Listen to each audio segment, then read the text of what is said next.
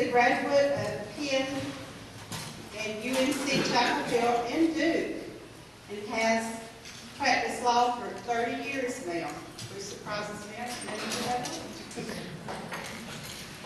Seth is the author of our GAR Real Estate Forms book on real estate negotiations and our Red Book, which is on real estate contracts. I am thrilled to welcome Seth, my friend, to the podium for our speaker today. Please welcome him.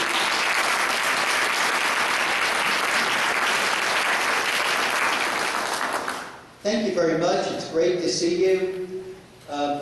Carol said that I have 6 hours to talk about anything I like. So if you'll just lock the door over there. Actually, I'm going to really frustrate Susan today because she said, try to sit still so we can tape this. As long as I can hear you. And my wife says I have ADD. I don't think I do, but I can't sit still. So you may have to follow me around. But I'm actually here to tell you about some changes to our real estate license law that you really have to know about because they are now the law in the state of Georgia. And frankly, these changes, as I explain them, I worry a bit that some of you may say, how did this get passed?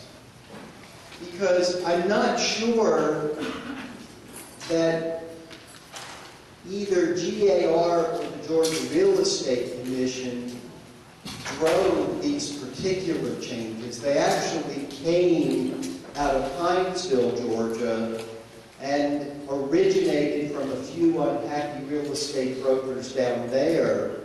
But sometimes in real estate, you have a problem and you try to fix it. And sometimes the cure is worse than the disease. And I'm a little concerned that that may be what's happened here. So I wanted to use this not as a fluff talk, but to really tell you about something you have to know about now. And everyone has a handout, or should have a handout in front of them. And one of the things you will see on the first page are 3, what I refer to as unfair trade practices. We actually have 35 unfair trade practices in the state of Georgia, and those are the things which, if you violate, you can be sanctioned by the Georgia Real Estate Commission, up to and including the revocation of your real estate license. So when I talk to folks about license law, what I like to say is, this is the stuff we want to pay attention to more than anything, because these are the thou shalt nots, and there's not 10 of them, there's 35 of them, and changes were made to 3. And the first one that I want to call your attention to is this new one, 35.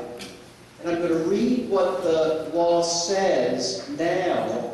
You've got a black line of it. What it says is you can be sanctioned up to and including the revocation of your license if you fail to obtain a person's written agreement to refer that person to another licensee for brokerage or relocation services, and to inform such person being referred whether or not the licensee will receive a valuable consideration for the referral and an estimate of such consideration. Now let me tell you in plain English what that means. The way our law has always been written, and sometimes when I tell people the way our law has always been written, they look at me and they say, gosh, I didn't know the way it was, let alone the way it was changed. But if I was talking to Carol Hayes, and I said, well, Carol, you know, my wife and I are thinking of buying a house down on St. Simon's on our Georgia coast, and we're very excited about that, and we use it as our retirement home. What most realtors immediately start thinking about is, this may be an opportunity to refer Seth to a broker down on the South Georgia coast. So, on the old days, what Carol should have said was, well, you know, Seth, I would be glad to refer you to a broker down there. I happen to know a lot of good real estate brokers, including many along our Georgia coast. Would you like me to help you? And most consumers, when they have you volunteer to help them, they say, well, gosh, that's wonderful. Thank you very much. Are you sure you have time to do that? Because most consumers think of this as you're doing this just to be nice. And what the old law said is I had to basically have an agreement with you where you were going to do it, but you also had to tell me whether or not you would get paid. That's all you had to say. And typically the way that was done is Carol might have said, well, I'm glad to do this, and it may in fact turn out to be good for me because I may get paid a referral fee. And again, most consumers, when they heard that, were thinking two things. One is, well, that's fine. I'm glad you can get something out of it.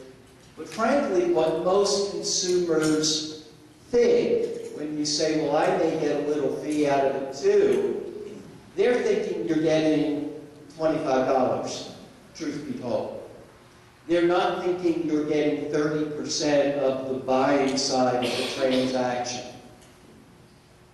What the new law says is that you must get a person's written agreement to refer, and in that written agreement, you must now tell them an estimate of what the referral fee is actually going to be.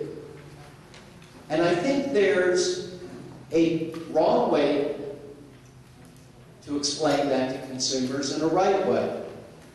Because if I'm having the same conversation with Carol, and I say, well, Carol, I'm thinking of buying a house, and she volunteers to help me, and I say, boy, I'd be so appreciative if you could find a broker down there. I worry mightily that when Carol whips out a form and says, well, sign right here, I think that's going to scare consumers. At least that's my fear. And if the form also says that instead of $25, you're going to get $3,250, some consumers may well say, well, gosh, that's an awful lot of money for a referral fee. Can I get paid some of that? Or, I don't think I really need your help after all. I think I'll find a realtor on my own. Because I worry the consumer would be thinking, this may cost me more to buy my house if you're getting a significant referral fee. Now, the truth of the matter is, it won't cost the consumer any more. It comes out of the commission.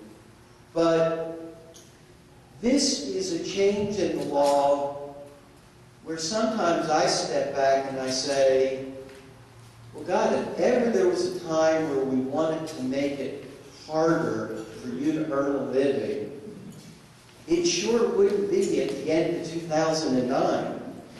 I mean, this, to me, could chill your ability to have outgoing referrals.